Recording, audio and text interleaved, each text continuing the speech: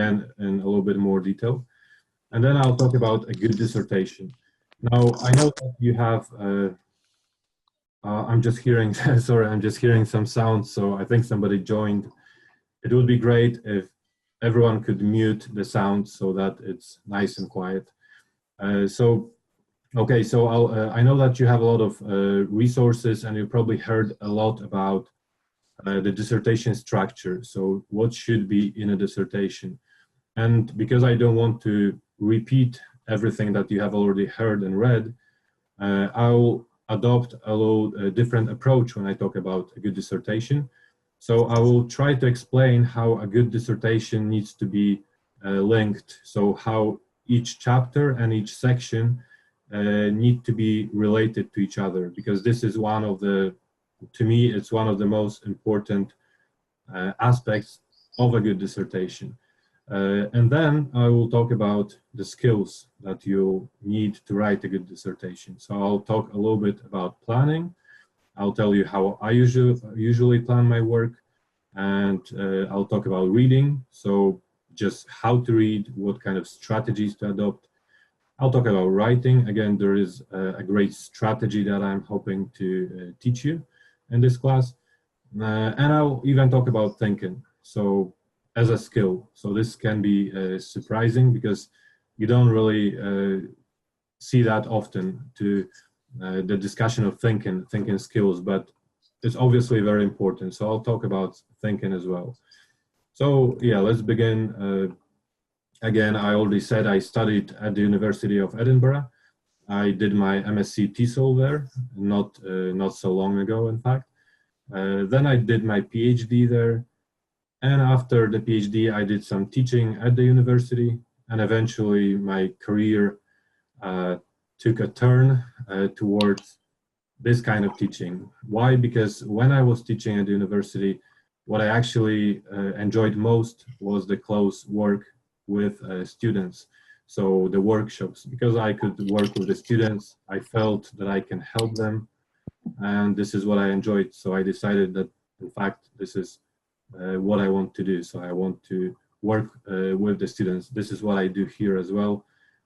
So hopefully after this class, some of you may decide that you'd like to work with me, you'd like to take classes with me. So we'll see. So let's talk about a good dissertation now. So what is a good dissertation? This is what somebody said online.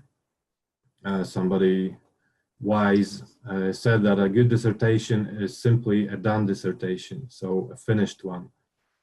And to this, what I want to say is that I wish it was that simple, that a good dissertation is always a done dissertation. But unfortunately, there are many good dissertations that are not done. So somebody may have a very good dissertation, but for some reasons, usually it has to do with planning.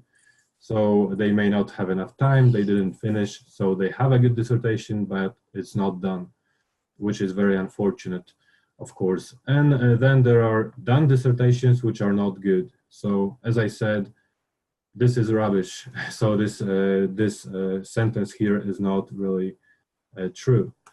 So what is a good dissertation? I'll just try to move this a little bit. So I believe that these are 5 factors. Of course, it's a generalization because you can go into detail of each one, but I believe that in general, a good dissertation is characterized by these factors. So firstly, it's based on a strong research idea, which to me is at the core. This is the essence of a dissertation, because it needs to be based on a good research idea. And now, what is a good research idea? This is the next question. So to me, a good research idea is, first of all, and this is the most important thing, it needs to be something that you are interested in. So you need to be interested in what you are doing and what you are researching, at least a little bit interested. I'm not saying that you have to be passionate about it, because I know that you don't have much time and it's difficult to be passionate about something if you have 4 or 5 or 3 months to complete it. But it helps if you're interested in the topic, because then you actually want to discover the topic, you want to find answers to your research questions. So it really helps. So this is the first thing about a good research idea. And then it needs to be needed. So this research needs to be needed by somebody.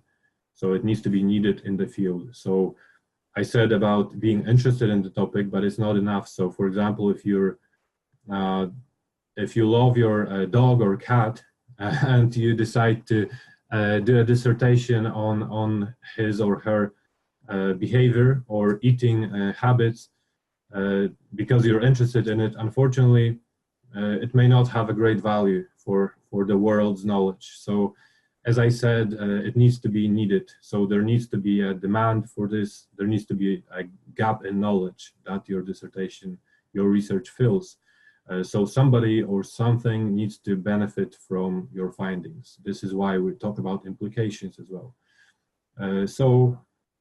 And thirdly, a good research idea needs to be possible to do. So you need to have time and resources. So you cannot be overly ambitious because you have to, unfortunately, have to remember that you have limited time and limited resources. So this is the first point about good dissertation, based on a strong research idea.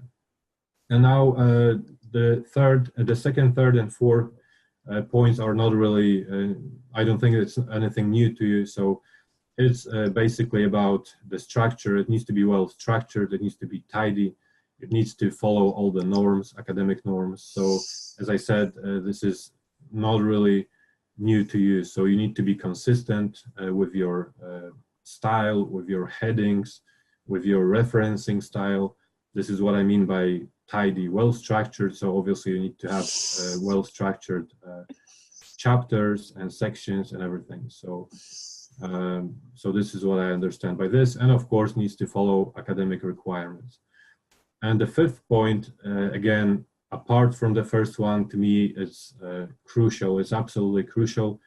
And this is what I'll talk about mainly in this first part of this presentation. It needs to be internally integrated. And what do I mean by this? What I mean by this is that every section and every chapter needs to be there for a good reason. So it needs to be linked to other sections and linked to other chapters. And as I go through these different chapters, I will explain how they're linked with each other. So we'll just start with the introduction. By the way, let me just turn the chat on. Let me see, chat. I'm interested to hear how many of you have written your introduction or literature review. So you may just type number 1 if you have. So you don't have to type yes or no, just type number 1 if you have actually written a chapter for your dissertation.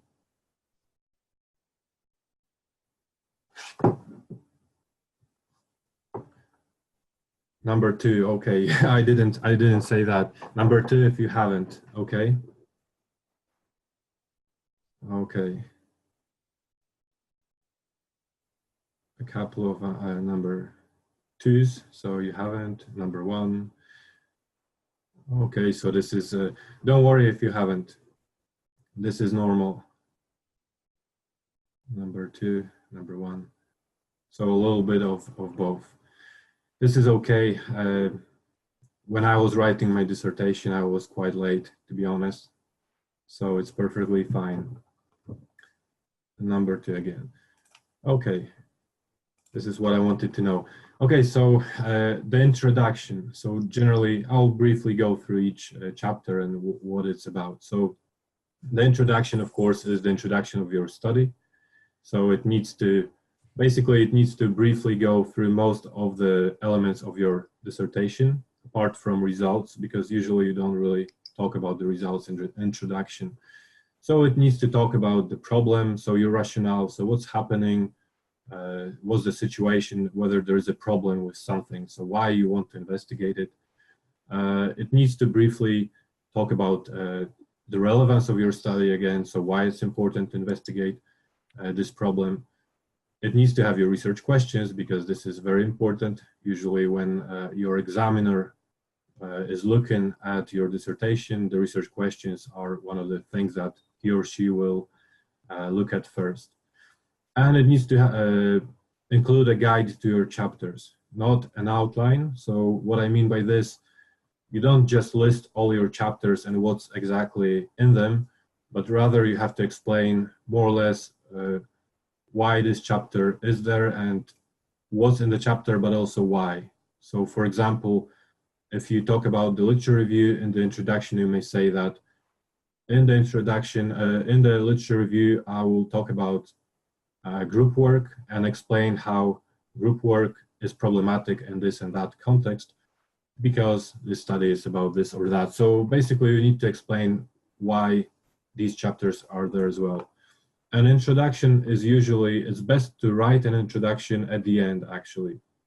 So it's not something that you want to write now because in the introduction, as I said, you'll have different elements of your final product of your dissertation. So of course now it's difficult to talk about it if you haven't got all the structure. So my advice is to leave the introduction and leave the conclusion for the very end. So just leave it, and once you've done your dissertation, you can write your introduction then. Okay, so now the literature review. Okay, so the literature review, an important thing that I wanted to tell you is that the purpose of the literature review is not necessarily to just check your knowledge or to see or to prove that you haven't read a lot. So it's not for the examiner to prove that you don't know things. The main purpose is for you to update the reader's knowledge because you are going to do all the reading on a certain topic. So in a way, you are becoming an expert in that field or in that topic. So the purpose is for you to teach the reader about this topic, to teach the reader about the problem that you think that exists, and explain how your study fits into that situation. So how your study solves that problem, or how your study fits into that research gap that you determined. So you need to talk about the relevant literature and talk about a certain problem, explain what the problem is and what needs to be done, so that by the time you get to your research questions, which also need to be in the ideally in the literature review, or at least some indication of your research questions, by the time you get there, it should be almost obvious what your study aims to achieve and what the questions are. So the reader should understand from your discussion of the literature, should understand what exactly the problem is, so what your study is aimed to achieve. And also it's a build-up, so I did talk about these links between chapters at the beginning. So for example, the literature review is kind of a build-up for methodology because the study that you choose to describe in the literature review is good if in the methodology chapter there are some similarities. So for example, if you discuss some studies that have been done that used focus groups, for example, then in the methodology chapter you're talking about focus groups, so it makes sense why. However, I don't want to say that you always have to follow other people's methods, because in fact, if you may discuss in the literature review some studies that used only interviews, and then in the methodology chapter you may say that because these studies, for example, did not explore the topic in detail, they were based on the interview, I decided to add additional method.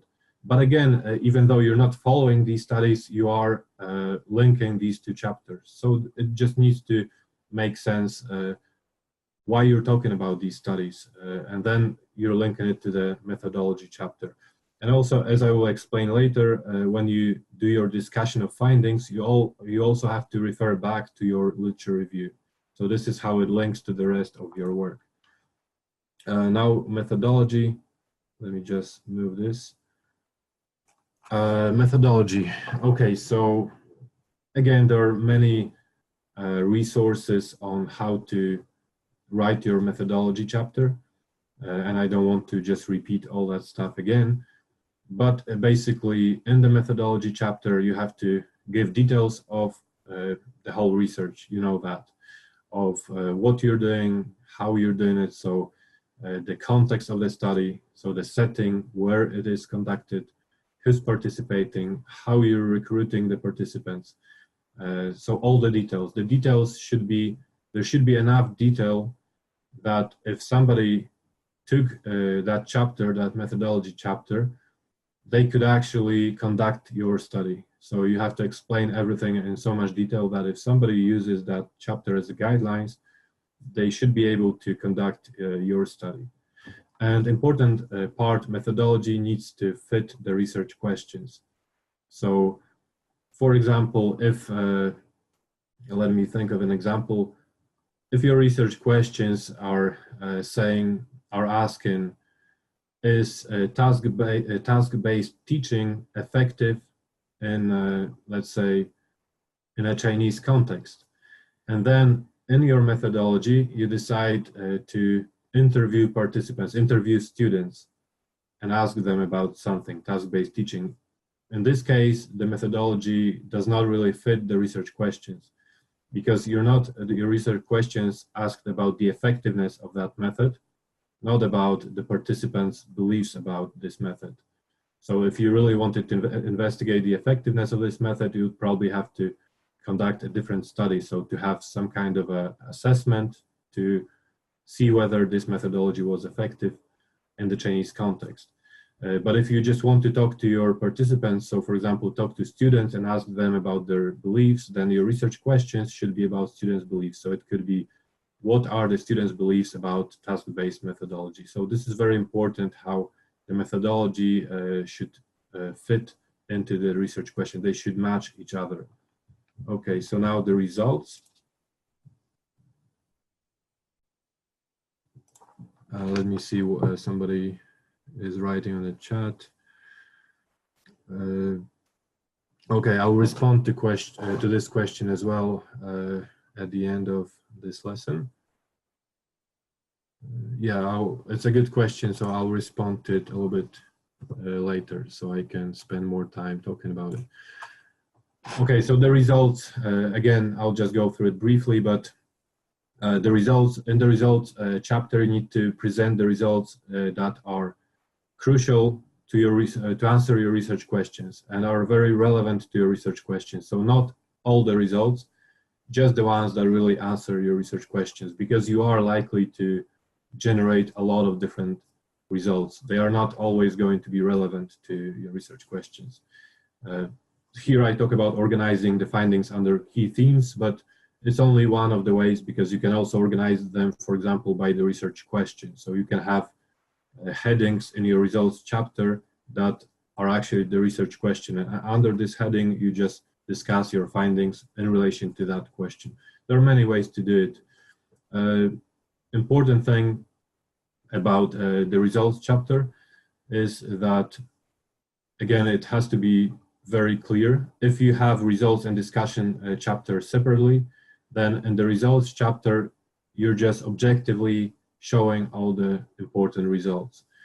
Because when you get to the discussion chapter, here you're going to interpret and explain your results. So your results, if you think about cooking, for example, your results chapter are your ingredients, where you put all the ingredients on the table.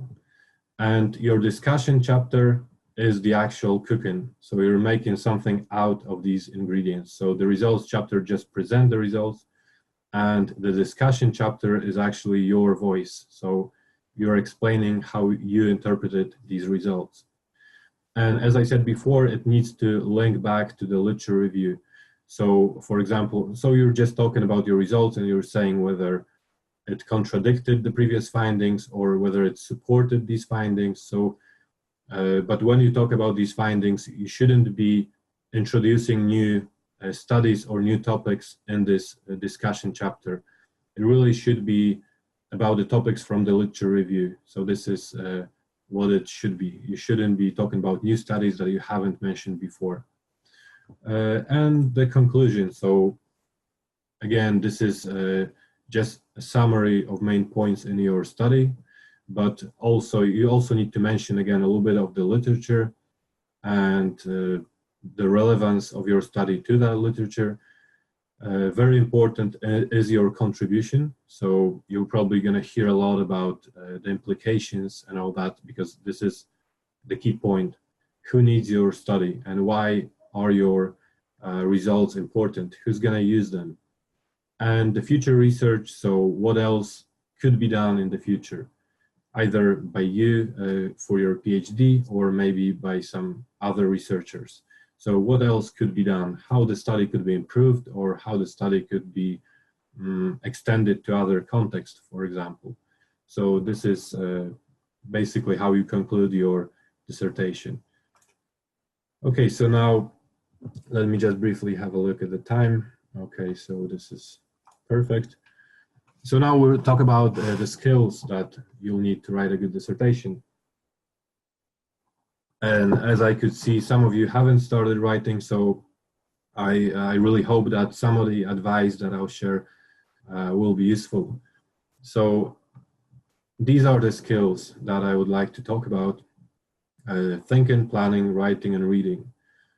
All of these will be taking place more or less at the same time. So it's not like you're only going to be writing and then you're going to be reading and thinking separately. So it's not how it works. So you'll be reading, you'll be writing, so making your notes, for example, you'll be thinking about your next steps, you'll be planning your next steps. So it all happens at the same time.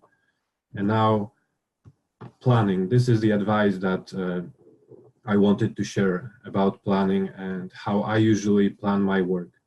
So this is how I planned, for example, the PhD, which is just a longer version of a master's dissertation, much longer. So it's about 3-4 years, and it really needs a lot of planning.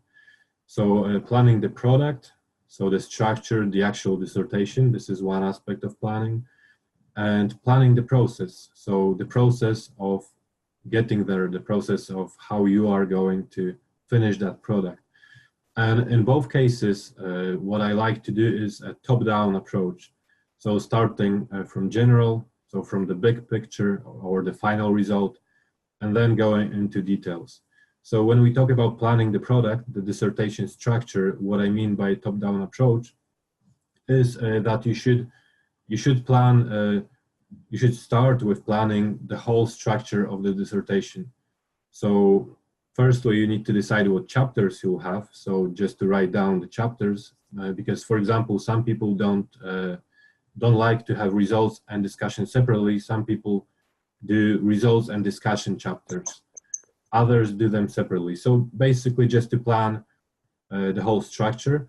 And then what I do is I actually open and create a separate Word document for each chapter from the very beginning. So I create a Word document for my literature review, for my methods chapter, for my discussion, for everything. And as I'm reading in the initial stages, of course, I'm not going to write about my results when I haven't really collected any data. But what you may find useful, for example, is when you're reading certain articles and you find a good discussion of results, let's say, you may copy and paste it into your results folder or results file. Not, of course, to use it as it is, but just to remember about it. Remember about this article or remember about the structure that you liked. Same way when you're reading for your literature review, so you're reading articles, theoretical articles about something, but you find that in a given study, in a given article that you read, there is a really nice description of methodology, or generally a really nice methodology. So you like how they did it in that study.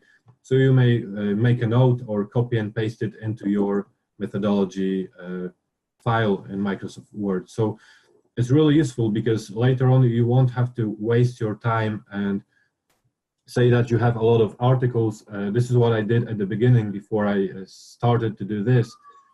I had a lot of articles, and first I was reading these articles because I wanted to read about identity. This is the kind of topic that I investigate: identity, learner identity, this kind of thing. So firstly, I was reading articles about identity, but then as I moved to my methods chapter, I had to go through all these articles again just to look at their methods chapters, or their methods sections, and it was a terrible waste of time. So instead of doing this, you can straight away put things into these different files that you created, and this is actually really great, and it works great. So planning the process, on the other hand, how you get there. Again, I like to plan the whole, the big picture. So I actually start with the very end. So you have your calendar or something, your piece of paper, and you start with the submission date. So let's say 15th of August, submission. Then you move back, and if you know you have to submit on the 15th of August, you know that you have to, for example, send it to your supervisor by the 5th of August. So you put it on your calendar as well. If you have to send it by the 5th, you have to finish the conclusion and results, for example, by the 20th of July. So you put it there, and you're moving back all the way to where you are now. So this way you more or less have an idea of how much time you can spend on each part of your dissertation, and it is very good. And when I get to now in this plan, so not the future, but now, I also like to do the same, for example, for this coming week. So to plan each day more or less. So today I'll be reading, tomorrow I'll be planning the lecture review, the day after I'll make my first draft, for example, of the first section of the lecture review, and so on and so on. So this week I actually encourage you to also plan day by day. And it's also very motivating because then you're ticking off your achievements, so you know that you have done what you planned to do on this day. So it's actually, I think it just helps to stay focused and motivated. So now about the reading.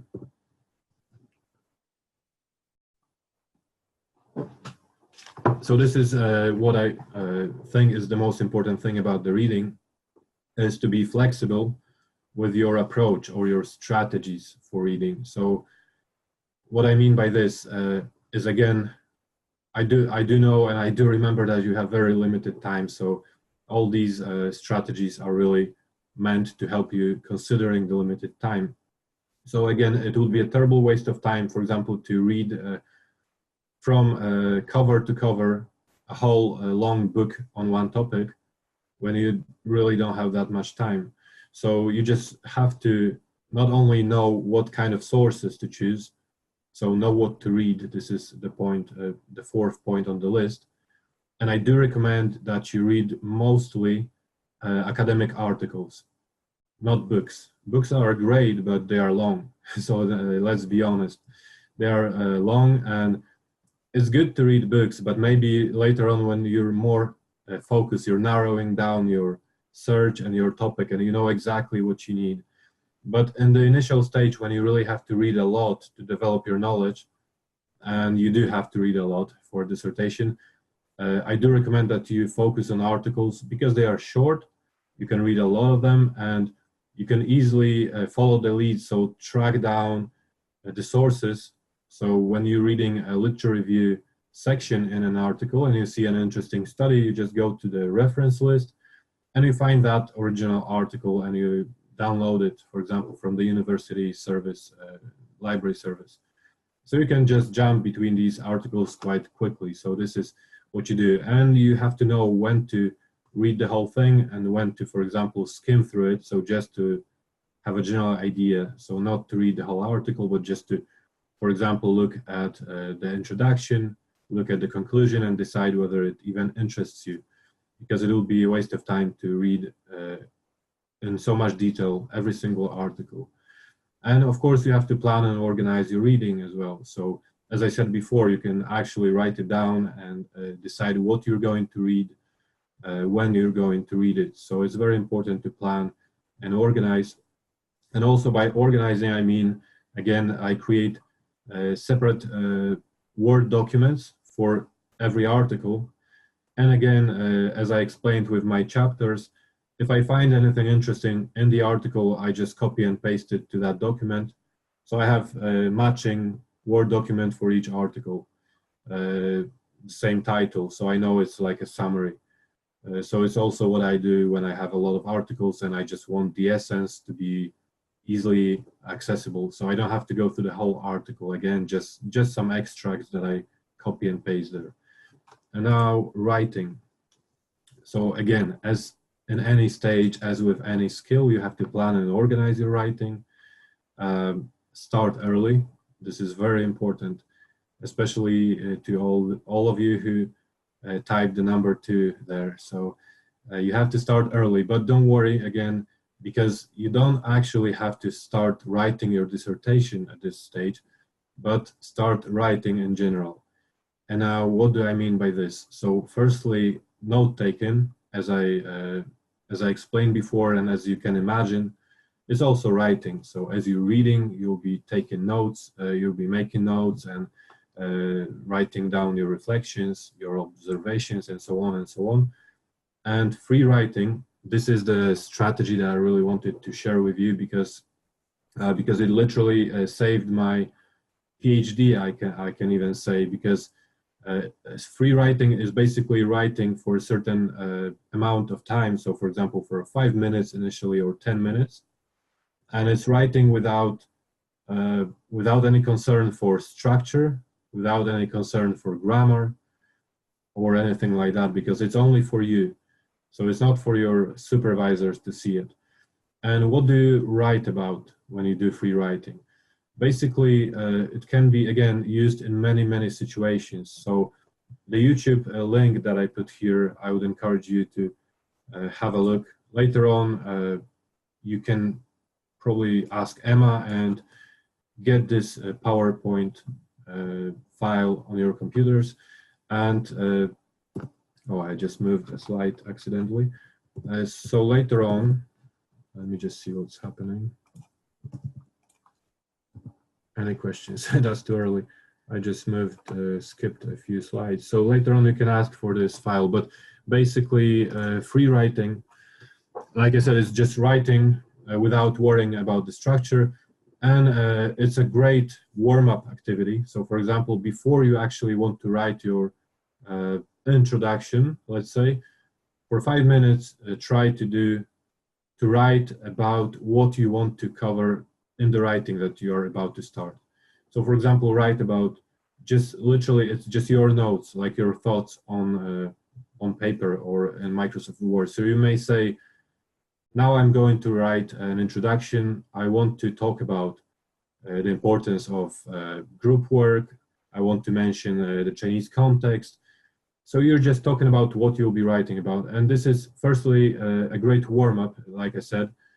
It's also very helpful to organize your thoughts, because you will be surprised how, when you do this free writing, how many thoughts appear in your mind and how you can organize them. And I think it's because you're not writing for somebody. So this is for you, and you're not thinking about that pressure from your supervisors. But also free writing can be done about anything else. So for example, I would do free writing whenever I was stuck and I didn't know what to do next. So for example, I had a lot of results. I had no idea what to do with them. So I would sit down and just again write my thoughts about these results. So I would say what my participants told me, why I'm not sure what it means or what it may mean. So it's like thinking aloud, but it's just writing. So again, this is really great. Like I said, just watch the YouTube video, because I go into a little bit more detail there on what free writing actually is. And believe me, give it a try. So it can be 5 minutes a day, but try and you'll see that it will help you a lot. So it has helped me many times, and it still helps me sometimes when I write an academic article or something. And now finally, thinking. So why do I talk about thinking? Because I believe that thinking does not get all the attention that it deserves, because we kind of take it for granted. Okay, everybody obviously does some thinking. But what I mean here is that time spent on thinking about your research is not a wasted time, because it's important to, for example, switch your computer off and just kind of relax, if you can relax when you think about your dissertation. But For example, take a walk and think about what you're planning to do, and so on and so on. So just to tell you that you can't always sit at your screen and be productive. So you can actually set aside some separate time when you, just like you plan to read and you plan to write. I know it sounds ridiculous, but it's good to set aside time for thinking. So you're just planning that today all I'll do is just think about my next steps and maybe write them down. So link thinking to writing and reading and planning. So this is what I mean by thinking. Okay, so yeah, now we have 20 minutes. This is perfect. I'll just stop the screen share so I can see this screen again. We have 20 minutes now, and I'm hoping to discuss your questions. I actually see one of the questions. Let me see if there were any more. I do encourage you to switch your cameras now so I can see you, especially if you're asking a question. You don't have to type the question, you can actually say it. It will be quicker. So you can unmute and you can switch your cameras on. I hope you're still there, you're not sleeping. So let me see the first question that somebody sent. Okay, I'll read it out loud. So the question is, my topic is students' motivation to learn English. My tutor told me that I just need to interview 4 students, but I think this is not enough. How do you think about it? Do I need more interviewees or do qualitative research? Or do qualitative research at the same time? Well, I am kind of surprised that your tutor said 4 students, although it's possible because you can, to be honest, you can have one person, one participant in a study, in a case study. There are studies, case studies of one person, for example. So it is possible, but why I'm surprised is usually it works the other way around. So we want to do 10 interviews, our supervisors will tell us to do 20. So yeah, so this is why I was surprised. So let me just see again, students' motivation to learn English. Personally, I would definitely believe that that it's better to have, with your topic especially, I would say that it's better to have more than 4, because student motivation is a very interesting topic. It's a very broad topic. So I would think that it's just, it will provide more insights. It will be simply more interesting, but you'll have more data. You'll be able to make more claims. But also because if you have 4 students and you interview them, you have to remember that sometimes the interviews will not be, you know, your perfect ideal interviews, that everybody will tell you so much about their motivation, because sometimes people don't really know what to tell you. So this is another reason. So you may end up just having very limited data. So you may have just you know, a few sentences from each person. So this person says, I'm motivated because I want to teach English, and this person will say, me too, and the next person will say, my parents sent me here. So, and you'll end up with having just 3 or 4 reasons, so not much to discuss in your discussion or results. So yeah, I would definitely advise you to have more, perhaps, well, 10 or even 15 probably would be great, and it's quite common, I would say, size for a study as well. Okay. Yeah, if you wish, you can turn your camera on. You had your cameras on when we started, so that would be great. Let me just read your questions because now I have to scroll through them. How to justify my approach, and how to refer back to literature review in the results and discussion part. Well, in the results part, as I said, if you do have separate discussion and results, because sometimes you may have them together, so it depends, I guess, on your supervisor's preference. But if you do have separate results and discussion, let me just go back to your question. I wouldn't refer to literature review in the results chapter. So the results chapter should be just about your results. So you're just showing the results, what the participants said, or if you have a questionnaire, what percentage of people said something. So just the results. And the discussion chapter, as I said, this is the discussion. So you're saying, it seems that, for example, for students, it was more important to do this, or the students with more teaching experience seem to be, more motivated. So I believe that teaching experience influences motivation. So this is the discussion. So you're, like I said, you're cooking something with your results. And this is where you talk about the literature review and how you link it. You simply have to refer back to what you talked about in the literature review. So you're talking about, in the literature review, for example, you said that, let me just think of an example. In the literature review, you said that there is not enough research on, say, student motivation, like in that example, and not enough research on whether previous teaching experience influences motivation. So in your discussion chapter, you're just mentioning that whatever studies you mentioned in the literature review. So you're saying in this study, in line with Roberts 2005, the participants who had more teaching experience were more motivated. But, for example, my results were quite contradictory to what Michael's 2009 said, because unlike in Michael's study, and something happened. So basically, you need to refer to the current research, and the current research is what you mentioned in the literature review. So this is how you refer back. So it actually links to the whole thing that you included in the literature review, because otherwise there wouldn't be any point in having the literature review there. Okay, I hope I answered your question. I cover all these things in the lessons as well. This is a very limited time now, and I'm hoping to help everyone. But when you book the lessons and we have time to talk about it, I talk a lot with my students about the structure. I talk about data analysis. I talk a lot about the software for data analysis. So I teach NVivo, for example.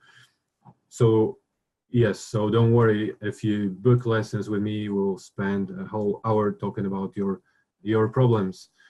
Okay, so let's just go to the next questions, because I really want to answer your questions. Let me see. How to organize the literature review. Okay, how to organize it. There are probably many different ways, structures of the literature review, but I would say that a very general structure, a very broad generalization, as I said, it would be your literature review should start with introducing the topic and the problem. So you're talking about, for example, let me just give you an example of my own study, my study of Polish migrants. So Polish migrants who comes to Scotland. This is what my study was about Polish migrants who came to Scotland. Although they were very well educated, a lot of Polish migrants are well educated, they don't get good jobs. So they work in low-level jobs. And this is a problem. And I believe that this is because of their English language identity, which is how they feel about themselves because they have to speak English. So I believe that the fact that they have to speak English actually influences how they feel about themselves, influences their self-esteem, and because of that, they're worried to apply for actual good jobs that match their education. So in my literature review, what I talked about was first the question, the situation of migrants in Scotland in general. There are many migrants. I provided some numbers. Then I moved on to Polish migrants because I'm going to talk about Polish migrants. So again, I gave this context, how many Polish migrants are in Scotland, how many came here. Then I talked about the problem. So I said that the current research suggests that although they are very well educated, they don't get these well-paid and highly skilled jobs, and so on and so on. So I was just moving on because I planned to talk about identity, and I talked about identity, and I said it could be because of their identity. Of course, I had to have a section on identity in my chapter. So then I had a section on identity. So every aspect of your study, the theoretical aspect that you're going to talk about, needs to have a section there. So you have to go through some research on this topic, but it doesn't have to be equally detailed. So you're always going to have some topic that is your main topic. So for example, as I said before, you're talking about group work, the effectiveness of group work. Group work seems like, you know, the central theme. So you talk about group work, why it's important, and so on and so on. But then you'll talk about problems with group work and what the current research has said about these problems. So basically this is what it is. And then you're moving on, as I said, to your study. So you're presenting this research, but you're showing this gap in knowledge or gap in research. So the reader understands, okay, so it does seem like an important topic to investigate, and she's right. So your tutor is reading it and thinking about you. She's right or he's right. There is a gap. So the reader needs to understand what's happening and why your study is needed. So this is a very rough structure. Let me just see. How about tense in literature review? Okay, so the use of tense in the literature review, basically, most often it's a past tense. So especially if you're talking about studies that have been conducted some time ago. Usually it's a past tense for the studies that have been conducted way in the past, and present tense for the studies that are most recent. And now there is surprisingly no actual rule or guidelines for example, what is the recent, when should I start saying things in the present tense. But I would say, for example, what I do, if I talk about studies older than 2 or 3 years, I use the past tense. So I would say Richards 2010 believed that this happened, or conducted a study and claimed that, again, something happened. But if I talk about Michael's 2016, I will say Michael's 2016 believes that this is not true. So this is usually what happens. So this is the tense. So the majority will be in the past, and usually the freshest studies tend to be in the present tense. This is how it works.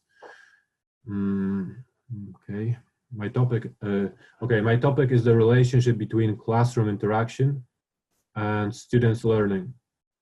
So, what sub-questions should be written in dissertation?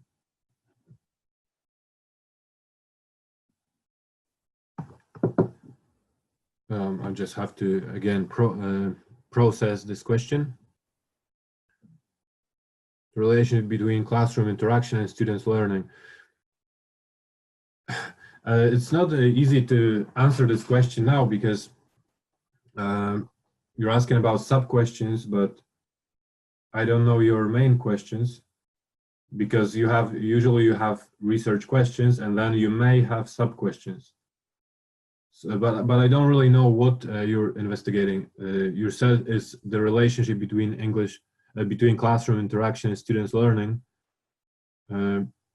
Well, I guess what is the relationship, or is the relationship between classroom interactions? But it's I can't really tell you the research questions now, because without any knowledge of what exactly you want to, because these are quite general topics and I don't really know the exact details. I would love to help you, but like I said, it's very difficult at this stage. to say what your questions would be, because I'm not sure if you're investigating whether there is a relationship or what is the relationship or why. So it's really difficult now to tell you the question, especially sub-questions. Okay. What is the difference between the discussion and findings? Well, I believe that what you mean by findings here, or what somebody means by findings, and you're asking about it, is probably the results chapter. So findings or the results. So what's the difference? Again, I'll just briefly summarize it because I did mention it in the presentation, but the difference between the discussion and the findings, or the discussion and the results, is that in the results, you're just presenting the results, every relevant result. You're showing it to the reader. As I said, again, the example of cooking. In the results or findings chapter, you're preparing your ingredients. So you're putting them on the table. You're discussing, you're presenting every result. And the discussion chapter is when you take these ingredients and cook something. So you take these results and you discuss them. So you're saying, this is the part that has your personal opinion as well. So your interpretation, your reflections based on these results, what seems to be the case, for example, what you believe is the case here. So this is a discussion. And also in the discussion, you, as I said, link to the literature review. So in the results, you're presenting the results. In the discussion, you're saying, this is in line with the previous research. It seems that findings previously discussed in the literature review were different from my study because this and that. So you're actually talking, making sense of the results. And in the results chapter, you just show the results. Briefly, of course, you describe them as well, so, but briefly and without in-depth interpretation. Okay, what if I found some data which are not related to my research questions? For example, I aim to find the advantages and disadvantages of bilingual education in a local international school, but I found some advantages and disadvantages are more related to the international school itself. Should I discuss them in the discussion part or add more literature in the literature review part? Okay, yes, so I was hoping to hear this kind of question because I didn't really say the whole truth when I mentioned that you should only focus on the findings that are strictly related to research questions, because you can always find some emergent finding, which is interesting. What I meant when I said that is not to, of course, not to throw in everything that you have, but if you have a finding that, well, is interesting for some reason, then go for it and talk about the emergent finding of this study, and again, be very direct about it. But also, so it depends like how deep you want to go into that finding. If you really feel that that finding is the main part of what you found, so if that's why you're worried because you didn't really find a lot about what you wanted to find, you found more about this, then yes, it would be perfect to add it to your literature review. And this is actually, I remember how frustrated I was because when I did my PhD, because I did grounded theory study, so everything emerged from my study. I had very little knowledge of what I actually found. I found it in the data, and this is great in grounded theory because your participants are telling you things, so you're like discovering new things. And then when I found all this stuff and I put them in the results and discussion, my supervisors told me that I have to include it in the literature review. And I felt really betrayed because I felt that the greatest thing about my study was that I had no clue about these things when I was writing my literature review.